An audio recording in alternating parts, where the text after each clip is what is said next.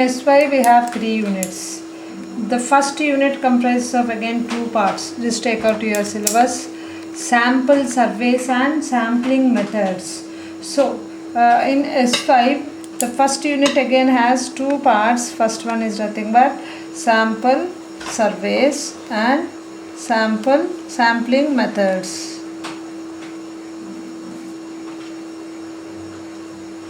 Second unit has again sampling methods, time series. Third unit has index numbers and demand analysis. These are the syllabus for your S5. Now coming to the unit 1. In unit 1 we have sampling surveys. So in sampling surveys we don't have any derivations, and all we have is nothing but theory part. In second part, sampling methods. In sampling methods we have different sampling techniques like SRS, simple random sampling, with replacement, and let us discuss all those this part. And here the second part is going to have derivations. The second part of first unit and first part of second unit have many derivations.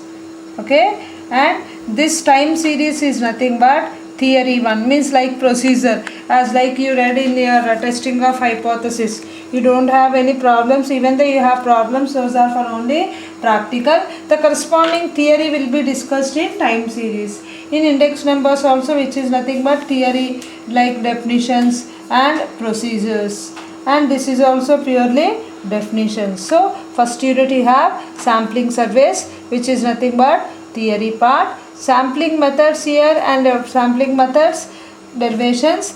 In second unit sampling methods, derivations. Second one is nothing, second part of second unit is time series, theory. Third unit you have both as the theory part. Theory means like you will have the concept oriented. As I said you that final year Sem 5 and Sem 6 papers together called as the fundamentals of applied statistics, not mathematical statistics. In the previous semesters you have read fundamentals of mathematical statistics, where majority we are using their mathematical concepts, statistics related with mathematics. Here with purely the applied statistic, all the statistical concepts are going to be practically applied, means everything that involves the procedures, not the derivations. Now let us start with the first part of the unit 1, which is nothing but sample surveys. So all this I think the primary or the basic concepts of these are nothing but the third unit you have read there. What is population, what is sample, there you have read what is population, what is sample, I think what is standard error. Okay, what is you have read basic definitions there, those we are going to apply here. So what is the first line? You have sample survey. Before going to discuss what is a sample survey, you should know some of the definitions like population. What do you mean by population? Not only the human population here in statistics. Population stands for collection of animates or inanimates. As I said you that for your particular study, so if you want to test the quality of chalk piece, okay, a chalk piece, then all the chalk pieces in that box becomes the population there. Means always the population may not be animates. Depending upon the study, it may be a collection of inanimates also. Now how do you define the means if you are going to test the quality of electronic goods, like if you want to test the lifetime of electric light or any light like tube light, then the population will be the number of units produced by the particular company, or the manufacturing unit will be the population there. Population there. Population means collection of animates or inanimates, as you know. If the number of units in the population is countable, we call this as a finite population. means if the size is finite, we call that as finite population. If the number of units is uncountable, we call that as infinite population. What is the example for finite population? Finite population means if I want to know the average income of certain families in a colony, then what will be the population there? The total number of families living in that colony will be the population there. So is it countable or uncountable? It's a countable thing. So the population there is finite population. If I want to know the like a percentage of salts present in the any ocean or sea, like any water bodies, then what is the population there? Entire water body, like any river or say the sea under study will be the population. Is it countable or uncountable? Clearly it's uncountable. So if the size countable, we call that as infinite population. If the number of individuals in a population is finite, we call as a finite population. Otherwise we call this as infinite population. Now the next one is nothing but, next definition you should know is nothing but sample. What is sample? A finite subset of the population is called sample. As I previous semesters also said, the superset we consider as population. To study the characteristics of the population, we consider a small subset of the population which is called sample. So a finite subset of the population is called the sample. The statistical constants, now as I said, the statistical constants of population are called parameters.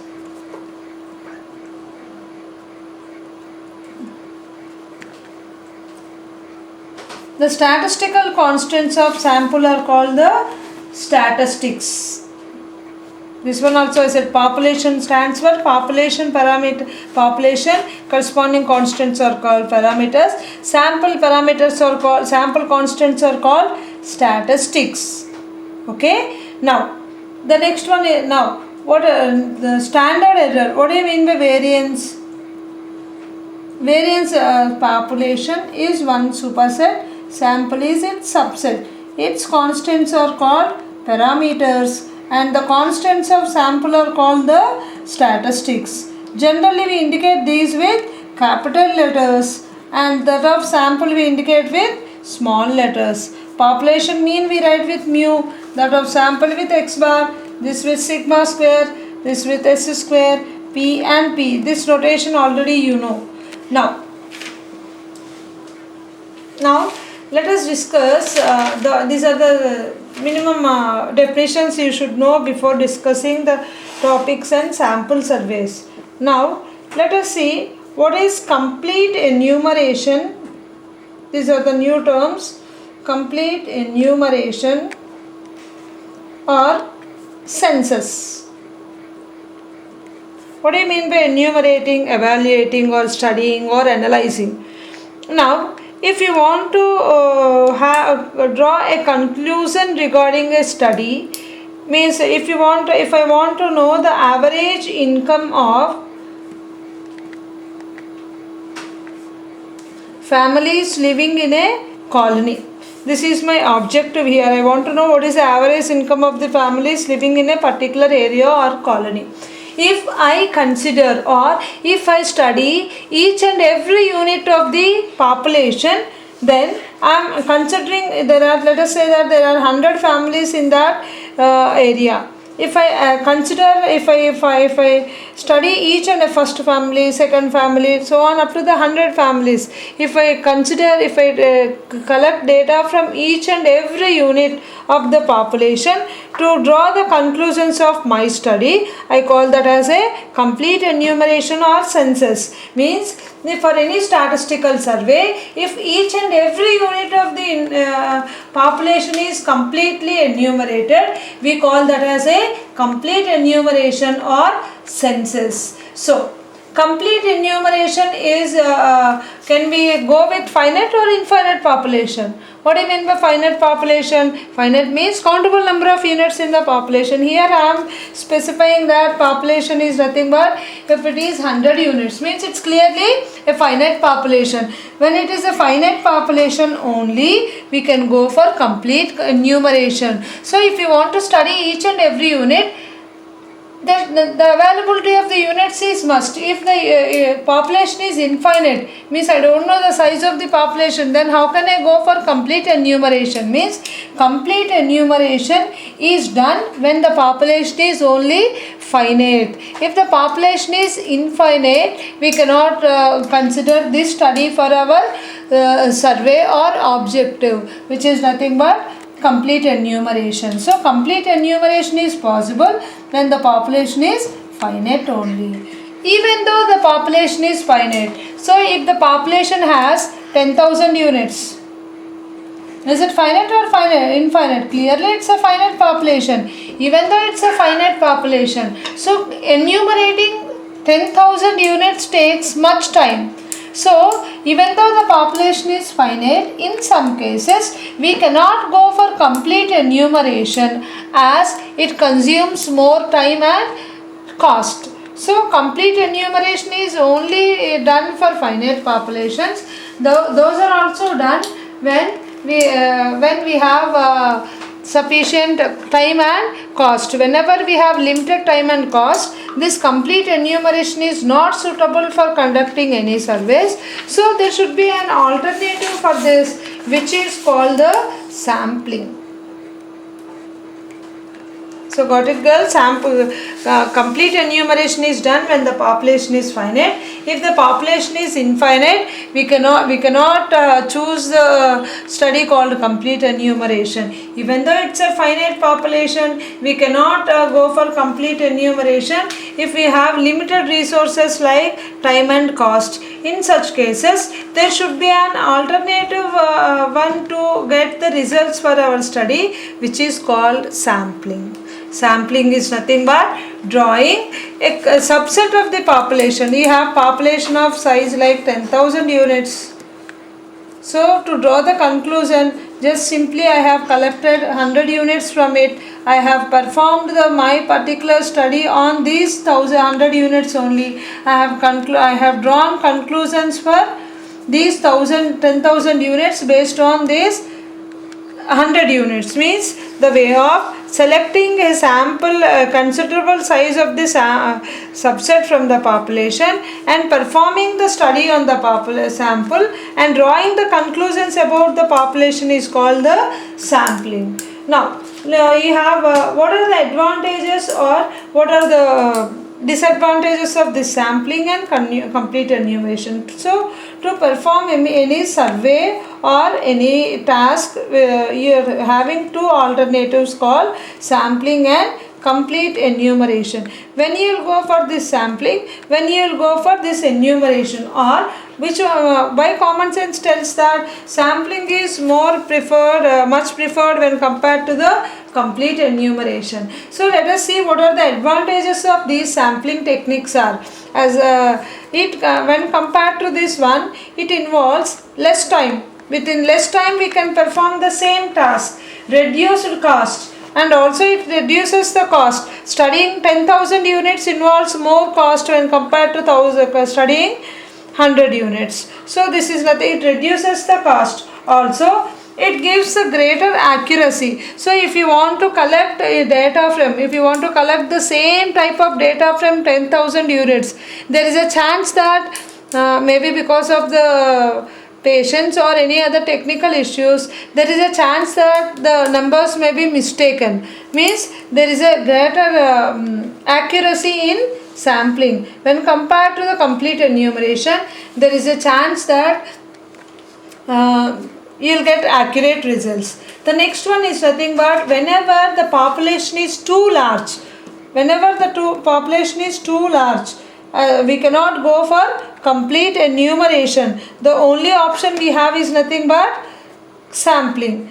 Similarly, when the units are destructive, what do you mean by destructive units? So, as I said you that if you want to test the quality of crackers, okay, if you want to test the quality of crackers produced by a company, so I think here you have it produces 1,000 packets of a particular variety per day. How can you check the quality of those 1,000 packets? Are you going to burst each and every cracker to get the quality of those items? There, the testing of particular item destructs the whole item. So we cannot go for sampling when it is destructive. If you want to test the strength of any chalk piece, I think you cannot go on breaking each and every chalk piece to get an idea about the quality or the strongness of the chalk piece. So whenever if the testing, when do we call the testing is destructive, means if the quality of an article is determined only by destroying it. If you want to know the quality of the particular item, you should destroy it. If you want to test the quality of milk, what you will do, you will collect only a small sample or 10 ml or 5 ml of or mostly 50 ml of the entire quantity is selected, and you are going to check the quantity, and not you are considering the entire 1,000 liters. Means when do you call the items as destructive? Means